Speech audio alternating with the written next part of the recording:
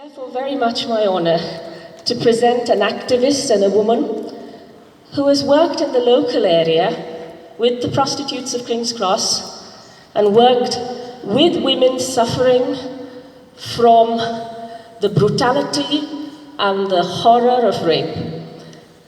Lisa Longstaff.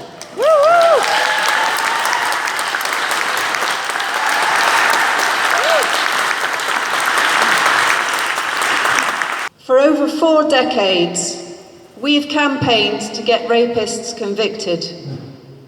But the pursuit of Julian Assange is not about rape.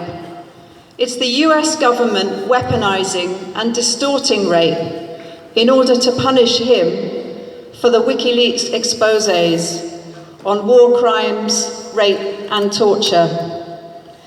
In 2010 and 2012, we pointed to the unusual zeal with which Julian Assange was being pursued.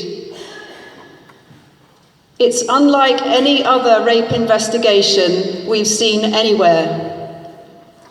The low UK rate of charging men for reported rape, and recent figures show it's dropped even further from 14% to 2.5% in 4 years. Resulting largely from negligent and biased investigations and prosecutions, speaks volumes about how rape is generally dealt with. The police excuse for this now is that they're overwhelmed and understaffed. Domestic abuse and domestic murder are no better. But every resource has been thrown at Julian Assange, at great cost to the taxpayer, for which he has then been blamed. In his case, the judicial process was corrupted from the beginning. Rape victims' right to anonymity and defendants' right to be presumed innocent until proven guilty are both crucial to justice for accusers and accused. But here, justice has been both denied and perverted, as Julian's dad said last weekend. On the one hand, the names of the women were circulated on the internet. They were trashed, their allegations dismissed as not real rape. Plenty of men have chosen to defend Assange by cussing out women in general, making ignorant remarks about rape and about women lying about rape. This doesn't help. It undermines Julian Assange. Women are always listening for whether people are attacking us again. I've had to pull men up on that while supporting Assange.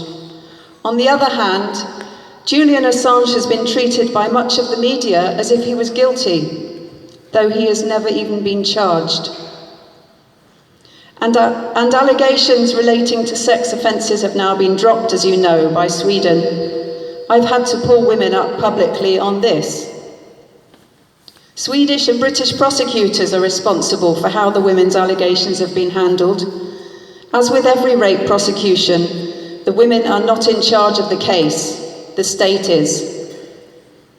Assange has been consistently smeared because it supported their key aim, which we always said was to extradite him to the US to face prosecution for the WikiLeaks about US and UK war crimes, as has been said. Sweden and the UK state have been happy to facilitate. Evidence emerged that the UK ordered Sweden not to drop the cases sooner, so it was clearly politically motivated. As soon as Julian was removed from the Ecuadorian embassy, the US initiated extradition proceedings and laid 17 charges, including for espionage. Sweden and the UK held on to the sex offences allegations until just recently because it suited the timing of the extradition plan. But I'm glad it's now been dropped, so we can sweep it aside.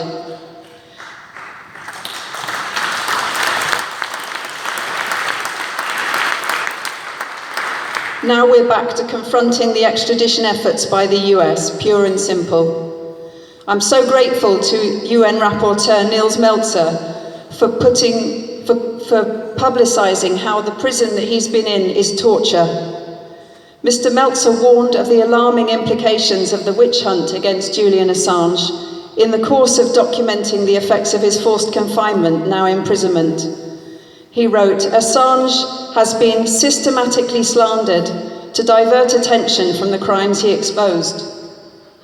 Once he had been dehumanized through isolation, ridicule, and shame, just like the witches we used to burn at the stake, it was easy to deprive him of his most fundamental rights without provoking public outrage worldwide. And thus a legal precedent is being set. I've heard women say they don't care if Julian Assange gets the death penalty. He's just a rapist, and he should be made an example of. This is mob rule. It's not the politics of women against rape. Assange is being publicly vilified in order to divert attention from the state's revenge and silencing of WikiLeaks, and all of us. We oppose torture and the death penalty.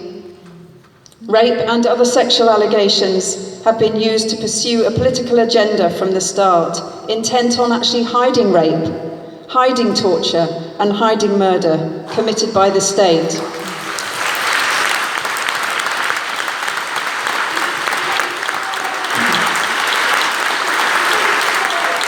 The people who want to torture Assange are themselves the rapists. They are the racists. They are the murderers.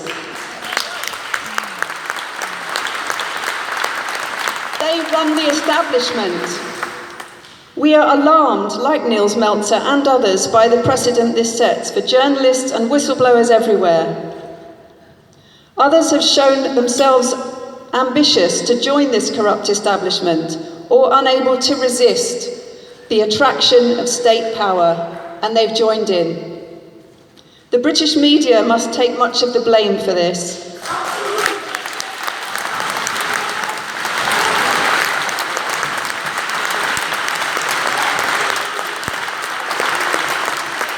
They turned on Assange. They took part in hiding the US murder and rape, in which Britain also participated.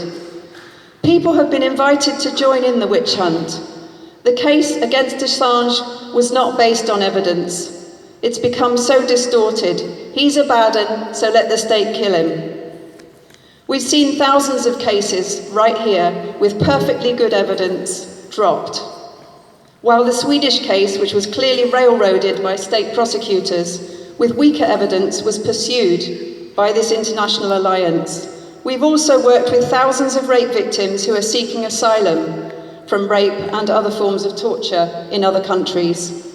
We witness British government after government accusing women of lying, deporting them with no concern for their safety or that of their children. So don't tell us they're concerned about victims of rape.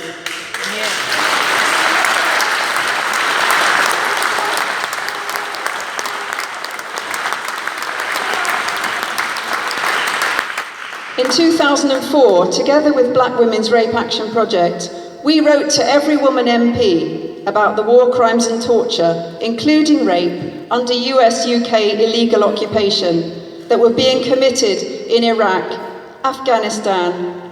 Not a single one replied. Now, Chelsea Manning is also re-imprisoned, despite President Obama having commuted her sentence, as has been said. She used WikiLeaks to expose the extensive cover-up of rape and other sexual violence and murder, including of women and children, by the US military in Afghanistan, Bosnia and Iraq. Do these victims not count?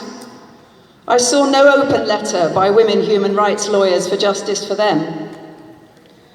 Chelsea Manning was detained in solitary for a second time in May, a month before Assange was arrested, for refusing to testify to a grand jury against Assange, which is closed to the public. We must also get her out. Yes. Yes.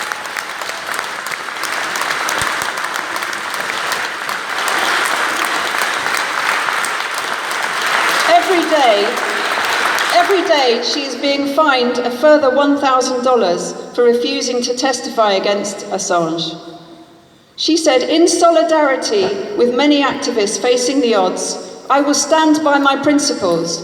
I will exhaust every legal remedy available. My legal team continues to challenge the secrecy of these proceedings, and I'm prepared to face the consequences of my refusal." Now that's a principled movement person.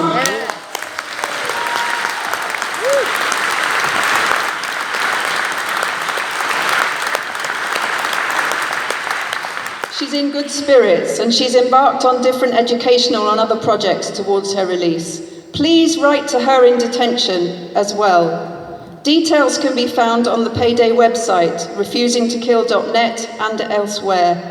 They're an organisation of men based at our centre who've built an international network of anti-war refuseniks. They've worked with us for years, demanding refusing to kill, refusing to rape. Queer Strike is another great supporter of Chelsea. Every year at Pride, they campaign publicly with inspiring banners like "No Pride in the Slaughter of Others," "Free Chelsea Manning." They organise pickets and generally speak out against apartheid, against Palestinians, corporate sponsorship, and other state corruption. And there's been mass support for Chelsea, especially in the US queer communities, especially in San Francisco. Please write to both Chelsea and to Julian and campaign to get others to support. Let them know you appreciate what they've done.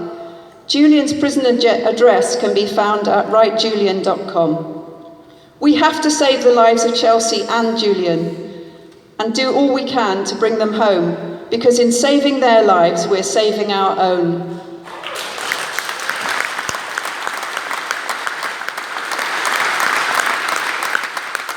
Both Julian and Chelsea have already suffered years of isolation, confinement, imprisonment, public vilification and humiliation, longer and more shaming than many men convicted of rape. Once again, women's fury and frustration at the injustices of suffering violence and seeing rapists go free in almost every case is being manipulated by governments for their own purposes.